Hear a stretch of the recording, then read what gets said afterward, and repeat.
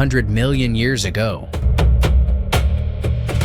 There were no oceans between us. Every piece of land you have ever stood on was touching one continent, one ocean, one world, and then it broke. Not in a day, not in a century. Over millions of years of slow, inevitable destruction. The Atlantic Ocean you cross in hours is just the crack. The scar where the world tore itself apart. Every mountain, every coastline, every continent you call home. All of it, pieces of something that exists. This is the story of the world before the world.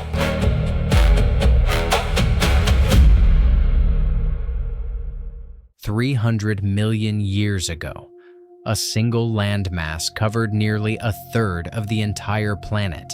Every continent you know, every mountain range, every desert, every river system compressed into one.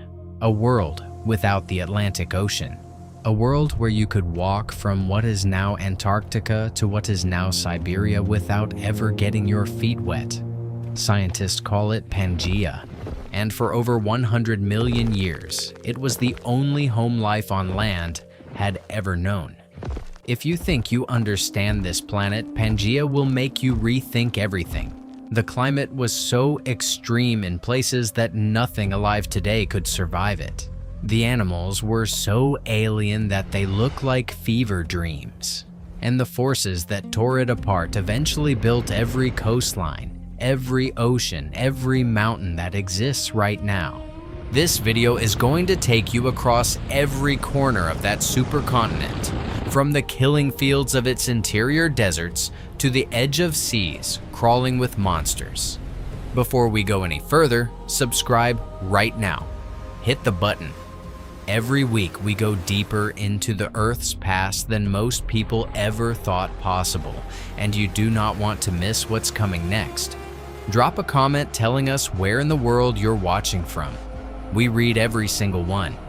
Now, let's go back to a world that no longer exists.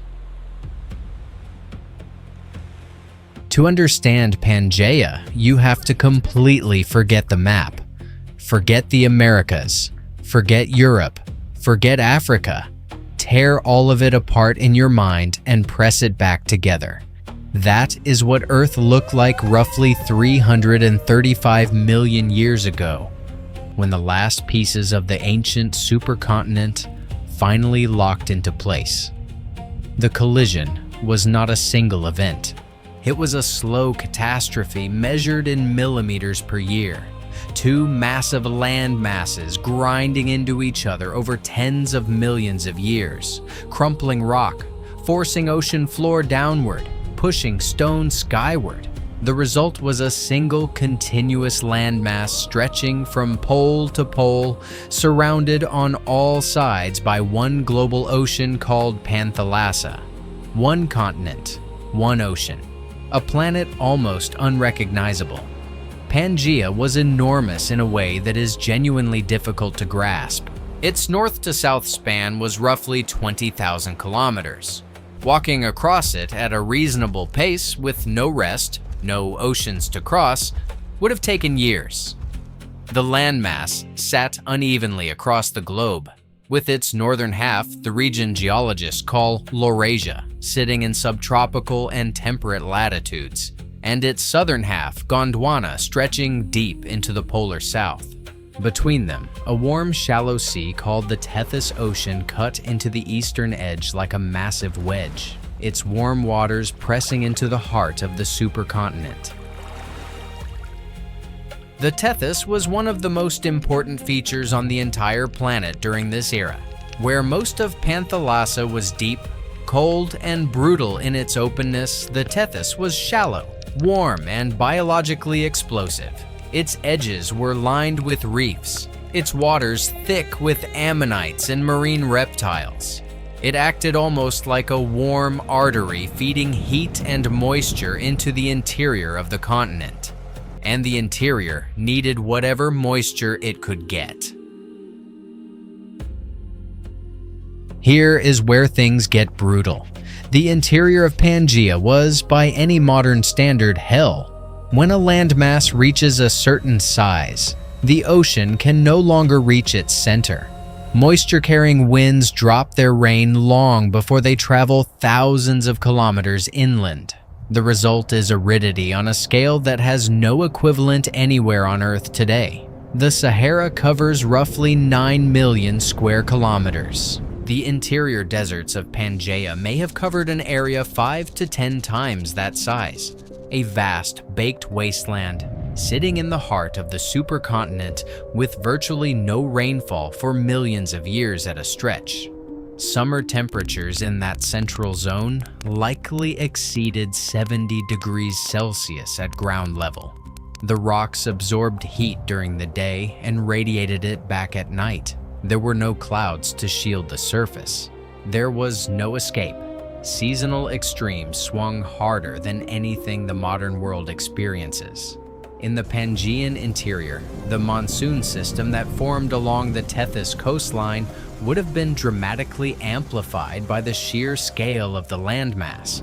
When the interior heated in summer, it pulled monstrous low-pressure systems inland, dragging moisture from the Tethys in enormous surges. These were not monsoons like those in modern India or Southeast Asia. These were events potentially 2 to 3 times more powerful, capable of dumping catastrophic rainfall on coastal regions for weeks at a time before the interior swallowed all remaining moisture. You could stand on the Tethys shore and experience flooding rains one season and searing drought the next. 1,000 kilometers inland, you might never see rain at all. The further from the coast, the more extreme. The further from the poles, the more extreme. Pangaea was a machine for generating climatic violence, and every creature that lived on it had to either adapt to it or vanish. Before we go any further into that story, let us talk about what Pangaea actually looked like on the ground. The landscape was not uniform. The single most dramatic feature was a mountain chain running roughly east-west across the northern portion of the continent, formed by the collision of Laurasia with Gondwana. Geologists call these the Variscan Mountains in their European expression, and the Appalachian Ouachita system in their North American expression. During the early Permian, these ranges would have been comparable to the modern Himalayas or the Andes in height, towering, jagged, glaciated in winter, and swept by violent downslope winds the rest of the year. Rain fell on their western slopes and drained into vast river systems. Their eastern sides were dry. The shadow they cast on the continental interior killed any chance of moisture penetrating further inward. To the south of this great mountain chain lay a network of river basins, some of enormous scale. Rivers draining the southern flanks of the Variscan Appalachian system wound their way through dense lowland forests in the early Permian, before the climate began to shift and those forests retreated. These rivers were lined with ferns, lycopsids, and early conifers. They were crossed by the creatures of the age, broad, slow-moving megafauna built for a world we can barely picture. And then, to the far south, something completely different. Gondwana's polar regions during the early Permian were cold. Not modern Antarctic cold, but cold enough to support glaciation during parts of the year. Vast ice sheets had existed there since the Carboniferous, and as Pangaea consolidated and the climate of the interior began to warm, those glaciers retreated slowly, leaving behind glacial lakes, outwashed plains, and a landscape that looked almost like modern Siberia in summer.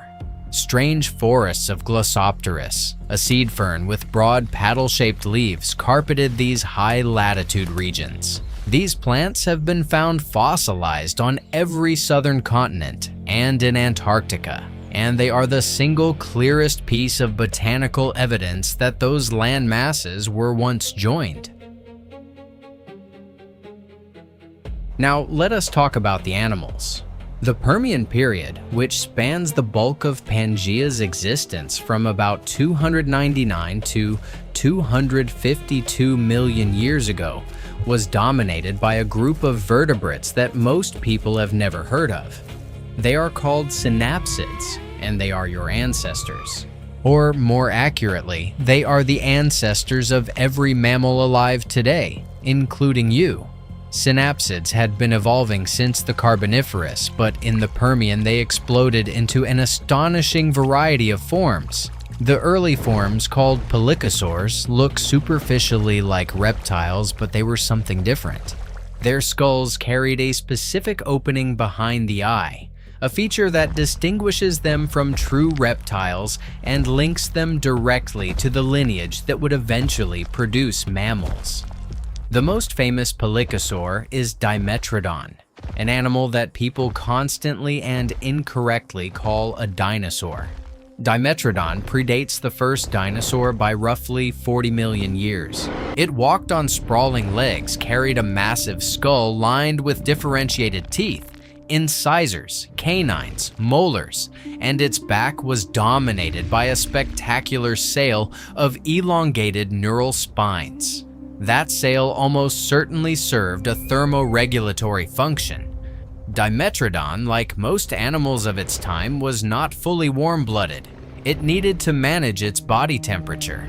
In the morning, the sail would be angled toward the sun, absorbing heat rapidly, allowing the animal to warm up and become active faster than a same-sized competitor without a sail. In the midday heat of the Pangaean lowlands, the sail could shed excess heat. It was a biological radiator, and in a world of dramatic temperature swings that gave Dimetrodon an enormous edge. Dimetrodon reached lengths of over 3.5 meters. It was the apex predator of its ecosystem for roughly 25 million years. Nothing else at the time came close. But Dimetrodon was not alone at the top for long. As the Permian progressed, a more advanced group of synapsids began replacing the pelycosaurs. These were the therapsids, and they were, in almost every meaningful biological sense, more sophisticated. They held their bodies higher off the ground. Their teeth were even more differentiated. Some had secondary palates, meaning they could chew and breathe at the same time. A small thing that sounds trivial until you consider that it is a fundamental prerequisite for the sustained high-energy metabolism of mammals. Some therapsids may have been at least partially endothermic, generating their own body heat. Some likely had whiskers, a feature that is tied to the presence of facial nerves that only make sense if there is soft sensory tissue. In other words, if there is fur nearby. The Dicynodonts were among the most successful therapsids in terms of sheer abundance. These were herbivores built on a heavy barrel-chested plan, with beaked mouths and tusks used to tear at vegetation. Some were enormous, the size of hippos. Others were dog-sized and likely burrowed. They spread across Pangaea in numbers that suggest they were the dominant large herbivores of their time, moving in herds across the river plains and savanna-like open regions of the mid-latitudes. Hunting the Dicynodonts were the Gorgonopsids. These predators are among the most extraordinary animals to ever walk this planet, and almost nobody talks about them. Gorgonopsids were therapsids built for a single purpose: killing large prey. Their skulls were massive in proportion to their bodies. Their canine teeth were saber-like, curved, and in the largest species reached lengths of 15 centimeters.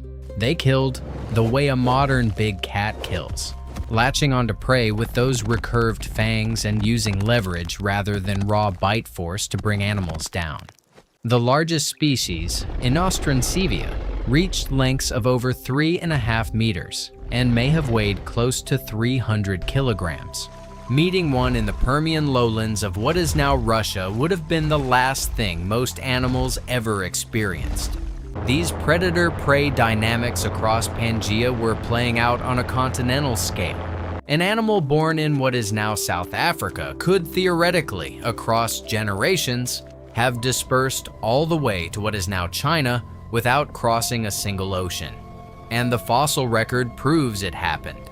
The same genera of Dicynodonts, the same Gorgonopsids, the same amphibian megafauna show up on multiple continents, separated today by thousands of kilometers of ocean, once connected in a single continuous world. Speaking of which, subscribe if you haven't already. Drop a comment telling us where you're watching from. We have people tuning in from places we never expected, and we love knowing who is out there following this journey with us. The seas around Pangaea were, in many ways, more terrifying than anything on land. Panthalassa was not empty. The oceans of the Permian had been building complexity since the Cambrian explosion, and by the time Pangaea was fully assembled, the marine ecosystems were layered, intricate and full of things that would give a modern diver nightmares. The Tethys Sea in particular was extraordinarily productive. Its shallow waters over the Tethys Shelf were lined with sponge reefs and crinoidal meadows, dense communities of stalked animals that look like plants, but are in fact animals related to sea urchins and starfish. Ammonites, free-swimming cephalopods with coiled shells and tentacled arms were everywhere. Some reached diameters of over 2 meters, and above them in the water column swam the sharks. Permian sharks were not identical to modern sharks, but the basic design was already ancient by the time Pangaea existed. Helicoprion is one of the most unsettling animals in the entire fossil record.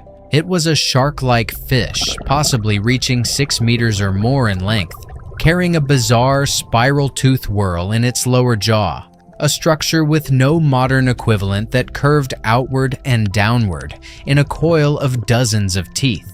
Scientists have argued for decades about exactly how this structure functioned, and the current best interpretation is that the tooth whorl sat at the back of the lower jaw, rotating as the animal bit, slicing through soft-bodied prey like cephalopods with a kind of rolling cutting action.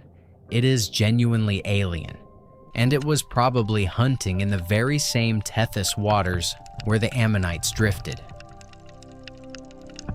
Elsewhere in Panthalassa, placoderms had already gone extinct by this point, but the ichthyosaurs had not yet arrived.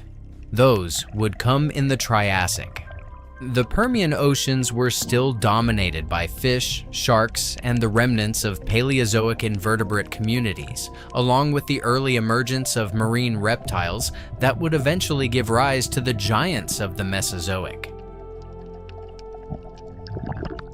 Let us now talk about what the vegetation of Pangaea actually looked like. Because the image most people carry, some vague notion of jungles and ferns, Hydraea, is only partially correct, and only for certain regions and certain time windows. The Carboniferous period immediately preceding Pangaea's full assembly was dominated by coal swamp forests. These were the forests that would later be compressed into the coal seams we burned during the Industrial Revolution. They were dense, low oxygen producing, built from lycopsid trees that reached 40 meters in height, and from tree ferns and horsetails at scales that no longer exist. These forests covered the equatorial regions of what would become Pangaea during the final stages of continental assembly. But as Pangaea consolidated and the Permian began, the climate changed dramatically.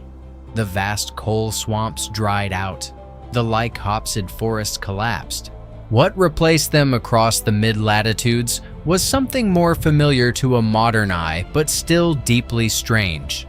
An open woodland of early conifers, seed ferns, and corditalians. Tall gymnosperms with long strap-like leaves that had no modern analogs. These plants were xerophytic, meaning adapted to dry conditions, and they could survive in environments where the carboniferous lycopsids would have died immediately. At the higher southern latitudes, as mentioned, Glossopteris dominated. At the equatorial belt, where the tethys moisture kept some regions wetter, patchy forests of ferns and early conifers still clung to river margins. But over the broad interior of Pangaea, the landscape was almost certainly semi-arid to arid scrubland for much of the Permian, punctuated by river corridors that sustained the highest concentrations of animal life. Picture it, a continental interior vast enough to swallow all of Europe and twice the size of modern Asia, stretching in every direction. Pale reddish rock baking under a sun that feels closer and more brutal than any modern sun.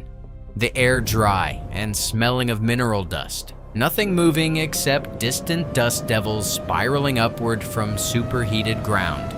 Then a river, cutting through it, lined with green in every direction, the only green for hundreds of kilometers, and every animal for vast distances converging on that single ribbon of water and vegetation. Those river corridors were the arteries of Permian Pangaea. They were where things lived and where things were eaten.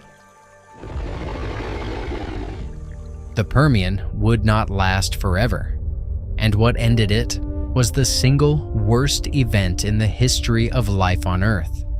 252 million years ago, something happened in what is now Siberia. A geological structure called a large igneous province began erupting. We call it the Siberian Traps, a word that comes from the Swedish for stairs, referring to the stepped landscape the lava flows left behind. What happened there was not a single volcanic eruption in any sense you would recognize. It was a volcanic event that lasted roughly 1 million years, pouring somewhere between 1 million and 4 million cubic kilometers of lava across the landscape, an area larger than modern Europe, and releasing into the atmosphere quantities of carbon dioxide, sulfur dioxide, and methane so enormous that it disrupted the entire planetary carbon cycle.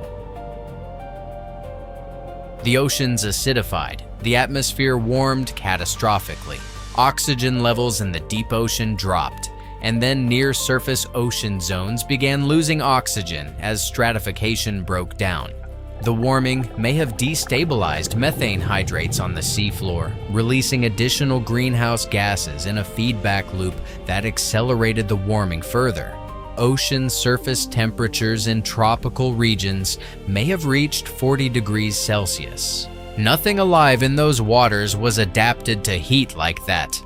The result was the Permian Triassic extinction, also called the Great Dying. Approximately 96% of all marine species were eliminated.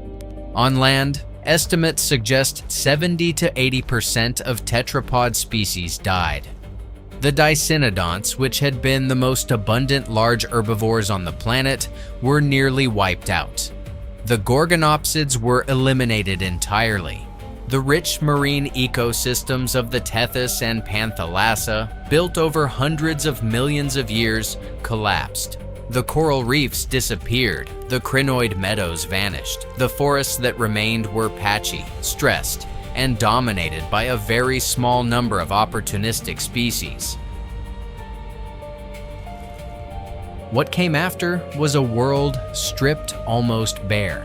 The early Triassic, roughly 252 to 247 million years ago, was among the most ecologically impoverished intervals in the entire history of complex life. Pangaea still existed. The supercontinent had not yet begun to break apart in earnest, but it now sat under an even more hostile climate than the late Permian had produced. With global temperatures elevated by the volcanic carbon still cycling through the atmosphere, the ocean still acidic, and oxygen depleted in many regions, and the land dominated by a tiny number of survivor species. A descendant called Lystrosaurus became, for a time, effectively the most abundant large land vertebrate on Earth. Fossils of this animal have been found on every southern continent and in Antarctica, a distribution that is itself one of the clearest possible demonstrations that those land masses were once joined. Lystrosaurus was not a spectacular animal. It was stocky, beaked, perhaps a meter long, but it was built to survive. Its physiology may have allowed it to enter torpor during the worst climatic periods. It was a dietary generalist, and when everything else died, it endured. For several million years after the Great Dying, ecosystems remained simplified. The food webs that had been layered and complex through the Permian were now short chains. Plants, a few herbivores, a few predators. Diversity recovered slowly. Some regions took 10 to 15 million years to return to Permian levels of ecological complexity. But recovery did come, and what emerged from the ruins of the Permian was a completely different world. As the Triassic progressed, Pangaea's climate continued to evolve. The global temperature spike of the immediate post-extinction interval gradually moderated.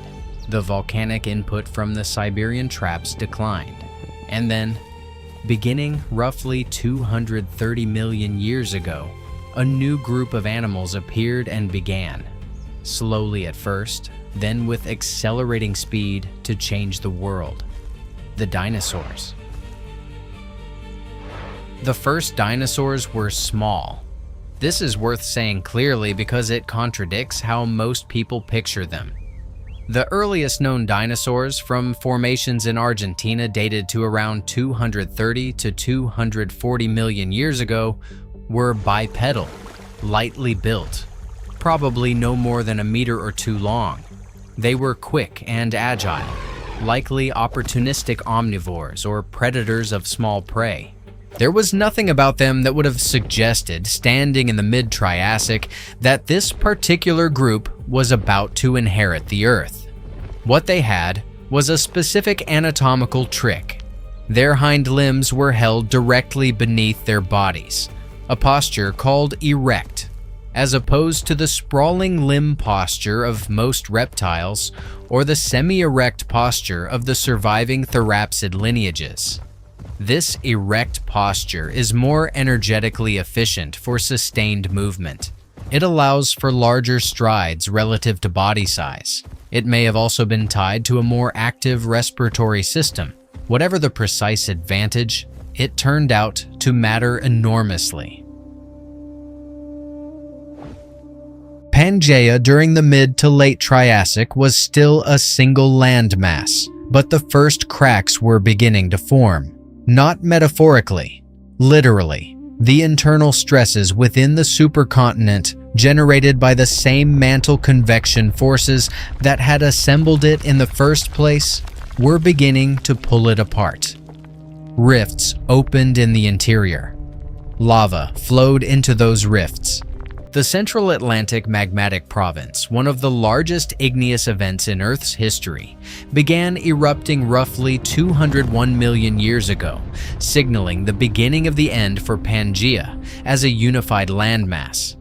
This rifting event also triggered its own extinction, the end Triassic mass extinction, which eliminated much of the competition the dinosaurs faced.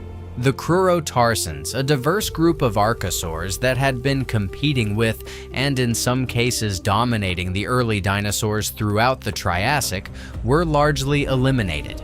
What survived and then exploded into the emptied ecological space were the dinosaurs. The Jurassic world that followed was a world where Pangaea was cracking apart. The North Atlantic was beginning to open.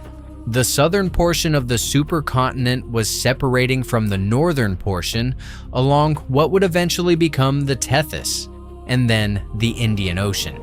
The continuous landmass was becoming an archipelago of large land masses, still close enough for some faunal exchange, but increasingly isolated. And it was in that fracturing, increasingly separated world that the dinosaurs diversified into everything you know: the sauropods, the theropods, the ornithischians. By the time Pangaea had fully disaggregated into something approaching the modern continental configuration, roughly 65 to 80 million years ago, the dinosaurs had already been dominant for over 100 million years.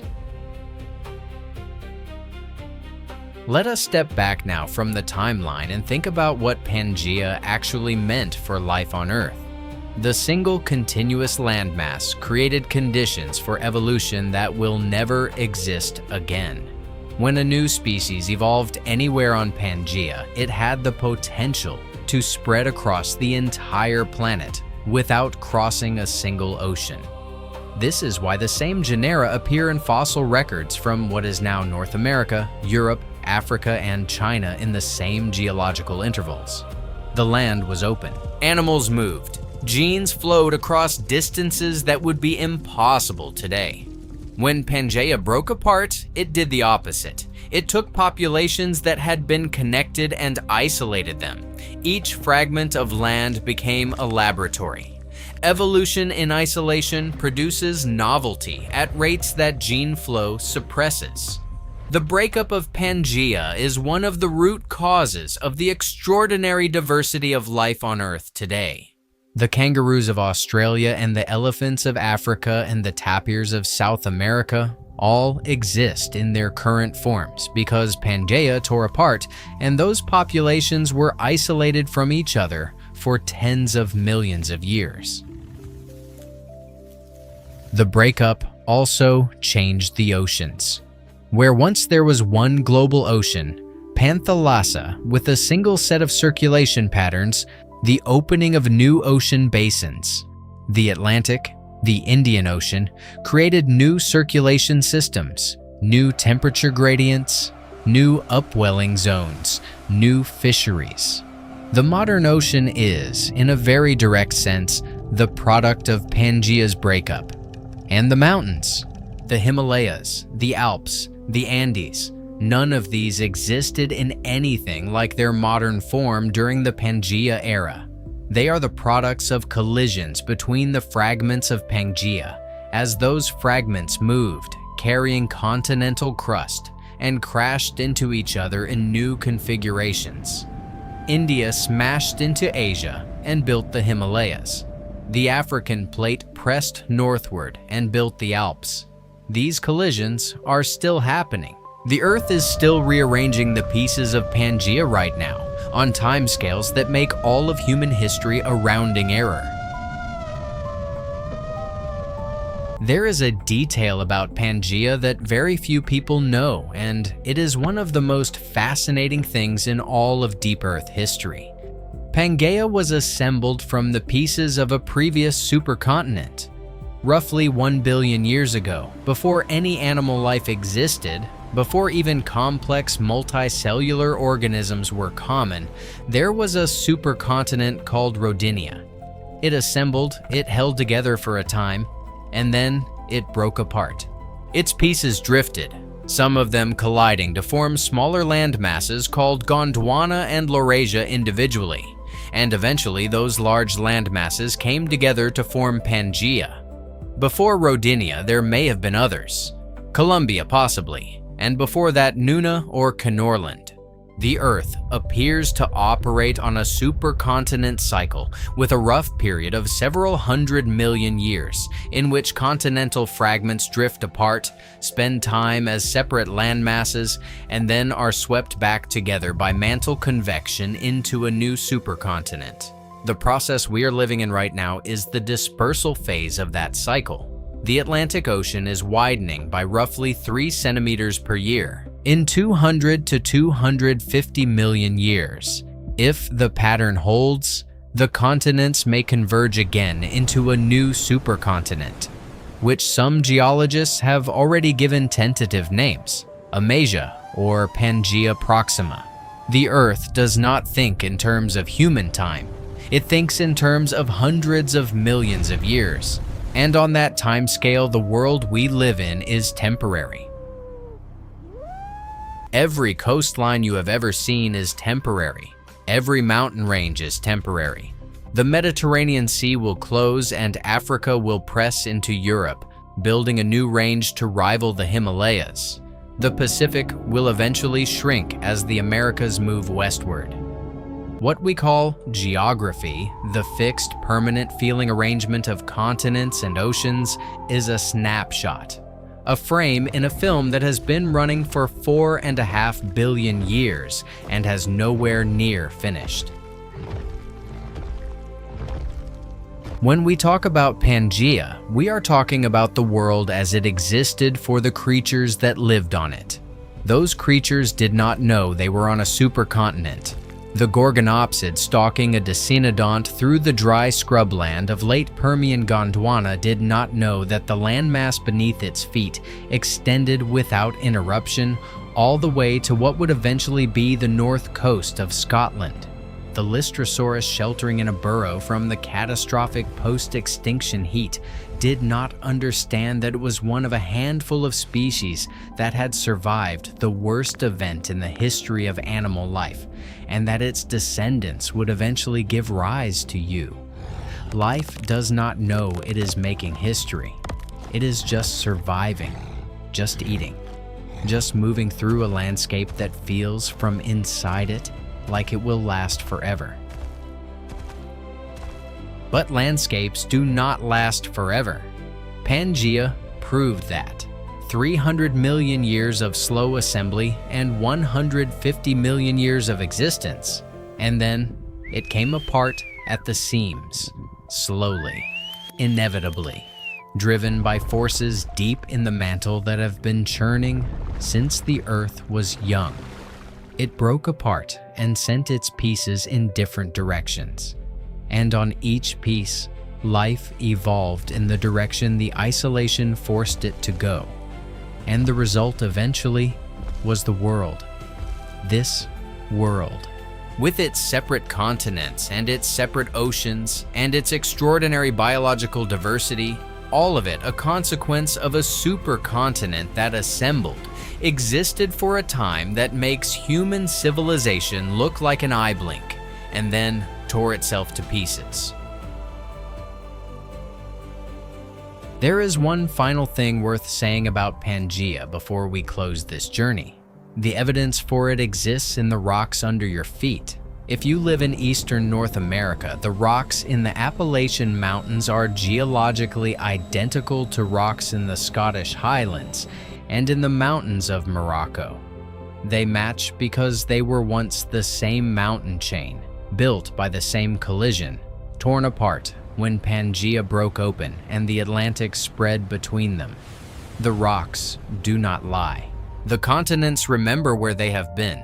If you live in South America or Africa or India or Australia or Antarctica, the fossil record in your rocks tells the same story. Glossopteris appears in all of them. Lystrosaurus appears in all of them. The biological signature of a world that was once joined is written into the stone beneath every continent on Earth. Alfred Wegener proposed continental drift in 1912, and the scientific establishment spent decades dismissing him. The idea that continents move seemed too extraordinary, too radical, too contrary to everything geologists had assumed about a stable Earth. But the evidence was already there. The matching coastlines, the matching rocks, the matching fossils. It just took the willingness to look at what was already visible and follow the argument where it led. Wegener died in 1930 on an expedition in Greenland before he ever saw his theory vindicated. By the 1960s, the mechanism, plate tectonics, driven by seafloor spreading and mantle convection, had been confirmed by oceanographic data that made the case irrefutable. Continental drift was real. Pangaea was real. And the Earth was and is a far more dynamic and restless planet than anyone standing on its surface would naturally assume. That restlessness is what makes it worth studying. Every period we cover in this channel, the Cambrian, the Silurian, the Devonian, the Carboniferous, the Permian, the Triassic, is a chapter in the story of how this one planet, under the same sun, with the same basic chemical inventory, managed to produce profoundly different worlds over and over again. The conditions change. The life adapts. The conditions change again. We are living in one of those worlds right now. The current configuration of continents, the current climate, the current distribution of life, all of it is a temporary equilibrium in a system that has never stopped moving. Pangaea was just the version of that equilibrium that existed when synapsids roamed open scrubland in what is now Russia, and sharks with spiral-toothed whorls hunted cephalopods in a shallow sea that no longer exists. It was real. The animals were real. The landscapes were real. And the forces that built and then destroyed it are still operating right now beneath every ocean floor and every mountain range on Earth. If this journey through the deep past is something you want more of, subscribe to this channel. Every video we make is an attempt to do for Earth's deep history what Pangaea itself did for its creatures, to show you a world connected in ways that are not obvious from where you are standing. The next episode goes somewhere you will not expect. You do not want to miss it. Leave a comment. Tell us where you are in the world. Tell us which part of this video hit hardest. We read them. We respond to them. And every time someone drops a comment, it helps this channel reach people who have never thought about deep time before and who are about to start. The Earth is older than anything you can hold in your mind. Pangaea lasted longer than all of human history multiplied by factors too large to be useful. And yet here we are, standing on its broken pieces, with the tools to look back and see it whole. That is extraordinary, and it is only the beginning.